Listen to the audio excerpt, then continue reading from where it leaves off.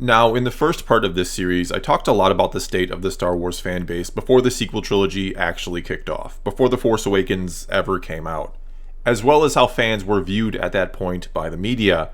And if you didn't see that first part, don't worry, it's not required viewing for this one, but if you do want to check it out, a link will be in the description below. Anyway, to very briefly summarize what was talked about in that first video, well, it's that, by and large, there was peace among fans and excitement for the upcoming sequels, and if we, the fans, were even talked about or mentioned by the media at all, we were viewed generally well. And even after the first teaser trailer for The Force Awakens dropped and we got our first look at a black stormtrooper, which caused a bit of commotion on Twitter and elsewhere, the media, in many cases, not all, actually defended fans. They made the distinction that most of the hate for Finn, if not all of it, just came from actual racists, not necessarily true fans of Star Wars who were racist. And that there were also a lot of fans that were genuinely confused by all of this because they thought all stormtroopers in the original trilogy were still clones of Jango Fett, and that they might still be clones now in the sequel trilogy era. Along these same lines, there was no fan outcry of anger against Rey or the idea of a female lead in Star Wars from virtually anyone before the movie came out. This was something accepted and embraced on the whole by the fan base. You're not going to find articles from before The Force Awakens came out talking about how some fans are against Rey and don't want to see a woman lead a Star Wars movie. Instead, what you will find are some articles where Kathleen Kennedy talks about the importance of a character like Rey, the importance of her to female fans. And yet, oddly enough, you won't find any irate comment sections attached to these articles talking about how Kennedy has a feminist agenda for Star Wars. You won't find YouTube videos from before The Force Awakens came out talking about any of this sort of thing either. There was no hate for Rey or Kathleen Kennedy from anyone in the fanbase before the trilogy started. Now, why was that? Well, the obvious answer is because no fans were against women in Star Wars in any capacity, be they the president of the company or a lead in a film. All fans simply thought or hoped that Rey would be a great character, and that Kennedy would put making great movies as well as honoring George Lucas and his legacy above everything else. And if along the way Rey turned out to be a new icon of Star Wars, one maybe women and or young girls had an easier time relating to, then so be it. And then The Force Awakens actually came out, and everything started to change. And as mentioned in the first part of this series, I've spent quite a bit of time researching these videos, looking for and reading old articles from the time, and I found quite a few very interesting articles from late December 2015, in the days and weeks after Episode 7 came out. And without trying too hard, I found a lot, and I do mean a lot, from big and small news outlets alike that call Rey a feminist icon or something else along those lines. And many of these articles don't really talk about the movie so much, they instead just talk about Rey and how great she is in nearly every way imaginable. And oftentimes, and this comes from someone who I'd like to believe knows Star Wars pretty well, you could just tell these articles were written by people who maybe don't know all that much about Star Wars. Which sure is okay, you don't have to be an expert to talk about or have an opinion on Star Wars. I'm not trying to say that at all. What I am trying to say though is that it was clear from some but not all of these articles that it didn't really matter who Rey was within the context of Star Wars itself, or what her story would be in relation to everything and anything else that had happened before. And do keep in mind The Force Awakens is part 7 of a much larger story. And sure, in these articles they usually brought up the whole Rey parents mystery, but that wasn't all that important to them. That wasn't what they actually cared about, even though fans spent 2 years crafting theories for her because that was almost the only thing they cared about in relation to Rey, and more on all that in a bit.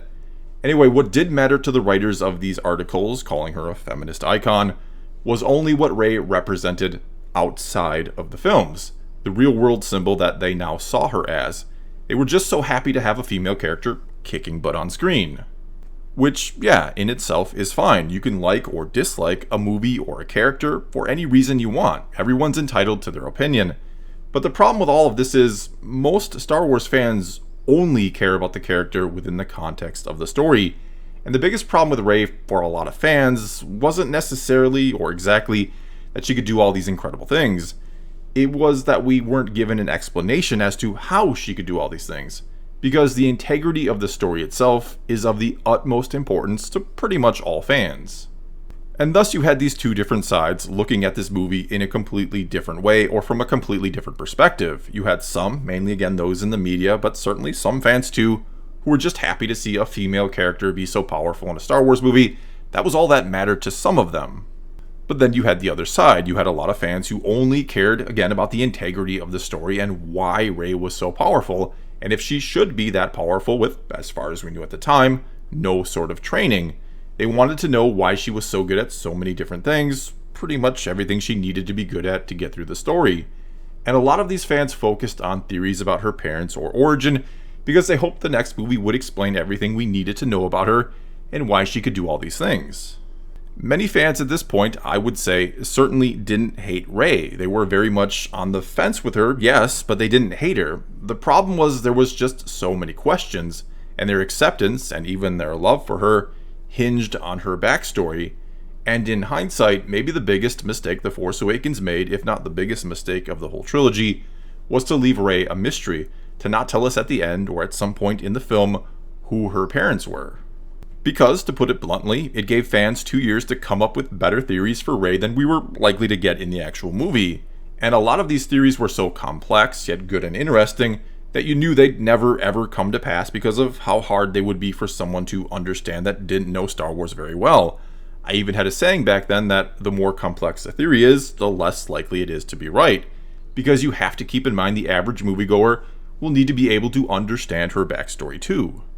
And so for 2 years, fans looked backwards with Rey. They wanted to know where she came from and what had made her that powerful, when the point of the story with her, or so Rian Johnson wanted it to be, was actually supposed to be, where is she going? Who will she turn herself into? It wasn't about her past, it was always about her future. And for a moment here, let's just imagine if The Force Awakens had ended differently. If at the very end we'd learned that maybe Rey was the long-lost daughter of Luke, that she'd received some Jedi training from him as a child, and that the real reason Luke had disappeared, why he went in search of the first Jedi Temple, was because he'd had a vision of reuniting with his daughter there someday. And so there he went and waited for her return. This would also explain why the Skywalker saber called out to Rey, why it showed her that vision, and why, as Kylo mentions when he's probing her mind, that she dreams of an island, because the Force was guiding her there all along. But I digress, because it's too late for all that now. But just imagine again if that's what we had learned at the end of The Force Awakens. Imagine how excited many fans would be for Episode 8 to see Luke train his daughter Rey in the ways of the Force in order to combat Snoke and to maybe try and save Kylo Ren or Ben Solo. Yeah, it may sound simple and basic to some, but at least it all would have made sense. At least it likely would have been a very cohesive story where the true Skywalker family remained at the core of the story, as had always been the case before. At least Rey and her power would have been explained, and fans would have almost no doubt accepted her because she made sense in the context of the story, which again is all that really matters to a lot of fans. Instead, we were left wondering, who's the girl? Why is she so powerful, and where did she learn how to do all these things? And the biggest question of all was, who are her parents? And it's interesting to point out that in one article I read from before The Force Awakens ever even came out, Daisy Ridley was asked if she knew who Rey's parents were, and she said yeah. In another interview after Episode 7 had come out, she basically said that she thought it was obvious who her parents were. There were also other interviews from those early days where she was asked about who her parents were in the movie and basically said that she knew who they were. And I'm really curious to know what she knew or what she thought she knew. Did J.J. Abrams really tell her back then that she would be the granddaughter of Palpatine? Was that the plan all along? Or when she was answering those questions back then, had she already read the script for 8 and found out she was going to be a nobody for the time being? Either way here, since the movie left us with no answers about Rey and why and how she was so powerful, some just decided to dub her a bad character, to call her a Mary Sue.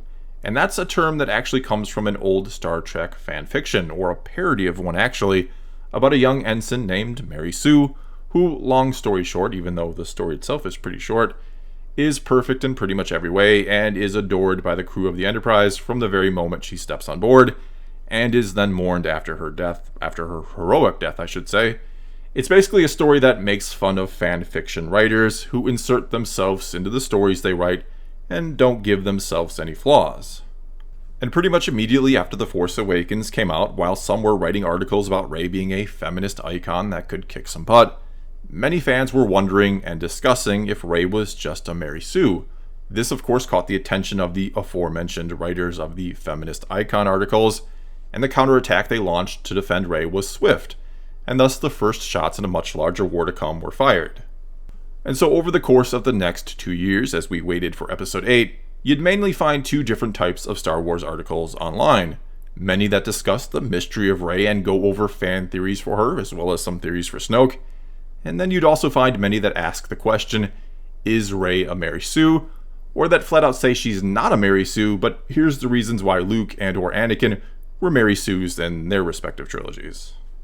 And I do have to wonder if one of the main reasons things would eventually get so bad was simply because of the term Mary Sue, the fact that Rey was literally being labeled something when, again, many out there wanted to put a different label on her. They wanted to call her this feminist icon that should be put upon a pedestal simply because she was amazingly powerful in a movie. And the thing is, the term Mary Sue is not, or was not, originally intended to be a derogatory remark towards women. Again, it was basically meant to make fun of people who write bad fan fiction and put themselves into the story without flaws. But over the course of the next few years, it started to be used by a lot of people, and many of them didn't know what the original intent or meaning behind that word or saying even was. So the meaning, or new meaning for it, has pretty much now become a poorly written, strong female character. And so again, many of our feminist article writers saw this not just as a rejection of Rey, a character in a Star Wars movie, but as an attack on female characters in general, if not on women in general.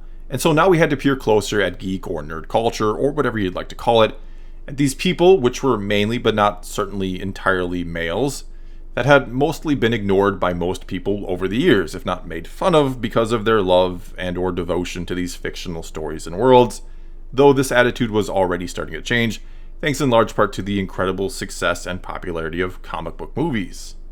And so suddenly there was a story here, not to mention a hidden enemy. Suddenly some were starting to look at the Star Wars fanbase as a hiding place of scum and villainy, a place infested with misogynist men who rejected women in their franchise.